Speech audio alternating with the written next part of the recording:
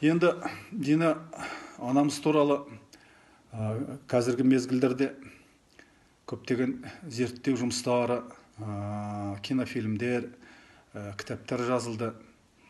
Енді біздің отбасымызда ең алғашқы рет анам жиі айтушы еді, осы кісіні зерттеген дұрыс болады-ау. Көпшілік енді біледі ғой, бірақ сонда да әлде де тереңдетіп ұрпақтарымызға уағыздағанымыз жөн ғой деп. Менің жолдасым Орынморзы Айгүл Ғазизқызы өзі мынау музыка пәнінің маманы, кезінде Ақтөбе педагогика училищесінде бөлім меңгерушісі болып қызмет жасады.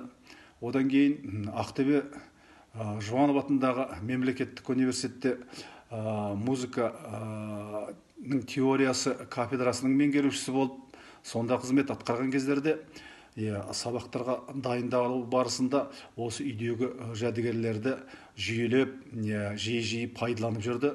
Және де мынау журналдарға, сол мынау ғылыми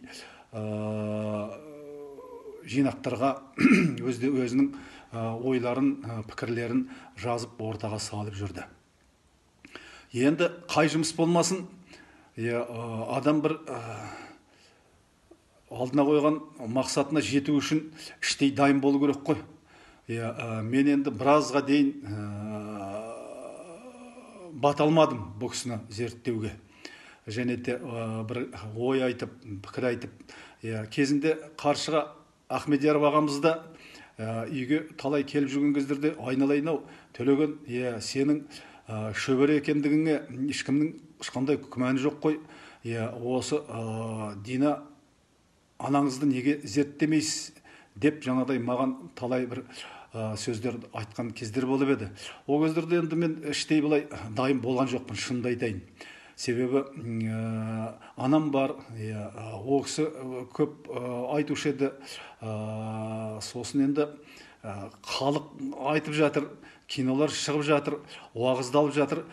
Көлденең менің бір келісіп барып, ой айтып, пікір айтудың өзі біразға дейін бата алмадым.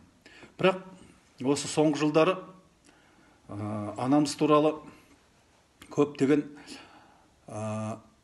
баспасөз құралдарында, мынау интервьюларда, теле бағдарламаларда сұхбат берушілер көбейіп кетті. Ол кісіменен жаңағыдай сырласу жөнінде, сырласқандығы туралы, сол кісіменен жаңағыдай аралас қоралас болғандығы жөнінде, тіпті біреулерден пәленше деген әңгімелерді естіп едік деп жаңағыдай біреудің айтқанын шындай кәдімгідей өздері көріп білгендей айтып жатқан кездер жиіліп кетті. Сондықтан үйдегі жәдігерлерді алып, біраз жазылған баспасөз беттеріндегі мақалаларды алып, оқып, біраз бойыма сіңіргеннен кейін осы кісі туралы бір жинақ жазсам ба деген ой туындады. Қазіргі кезде сол жинақтау барысында 500 бетке жуық еңбек дайындалып, міне сорапталып кітапша ретінде қазір енді қосымша зерттеу жұмыстары жүргізіліп жатыр. Соның барысында мынау Астрахан облысындағы, Орынбор облысындағы және де Мәскеу кітапханаларындағы осы кісі жөніндегі жазылған мақалалар менен зерттеулер және де өзі тартып күй табаққа жазылған күйлері табылып жатқан жайлар бар. Солар менен қазір байланыстамыз.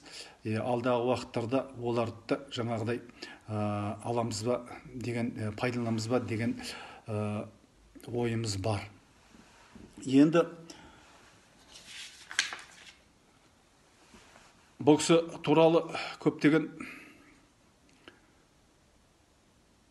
ойларды айтуға болады, бірақ енді біздің хабарымыз шектеулі. Сондықтан да бір мынандай жағдайға тоқталып кеткенді жөн көріп отырмын. Мынау өркениетті елдерде өздерінің елінің атын шығарған адамдарға астаналарында кәдімгідей төбедей қылып ескерткіш қояды. Міне қазіргі кезде Нұр-Сұлтан қаласында Құрманғазы бабамызға ескерткіш қойылған. Ал енді Құрманғазы Дина шешеміздің ұстазы. Жамбыл бабамызға ескерткіш қойылған. Жамбыл бабамыз Дина анамыздың замандасы. Бұл жерде енді осы Дина анамызға да бір келісті ескерткіш қою реті келіп тұрған сияқты келіп тұр. Осы ойменен біраз өнер саласындағы азаматтармен ақылдасып едік. Ел басына хат жазып ұсыныс айтайық деген ойлар, пікірлер айтылды. Соның негізінде мынау президенттің атына хат жолданып, оған 20-дан астам Бибігүл апамыз бастаған, Роза Рымбаева, Айгүл Үлкенбаева, тағы басқа өнер қайраткерлері, ғылым қайраткерлері қол қойып, елбасының атына хат түсіргенбіз. Соның негізінде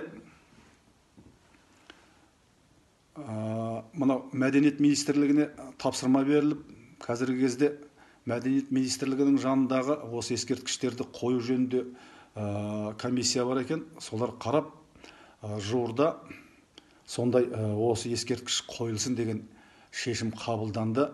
Қазір құжаттардың барлығы мынау Нұр-Сұлтан қаласының әкімдігінде қаралып жатыр. Біріншіден жаңағыда ескерткішті орналастыру жері, енді мынау Нұр-Сұлтан қаласында Күйші Дина атты көше бар. Сәтін салса сол көшенің бойында орналасқанын қалаймыз. Біраз архитекторлармен сөйлесіп қойдық. Олар бірнеше үлгілерін жасап, ұсыныстар беріп жатыр. Амандық болса, алдағы уақыттарда Астанамыздың төрінен күй анасы атанған Дина Нұрпейісоваға ескерткіш қойылады ғой деген үмітіміз бар.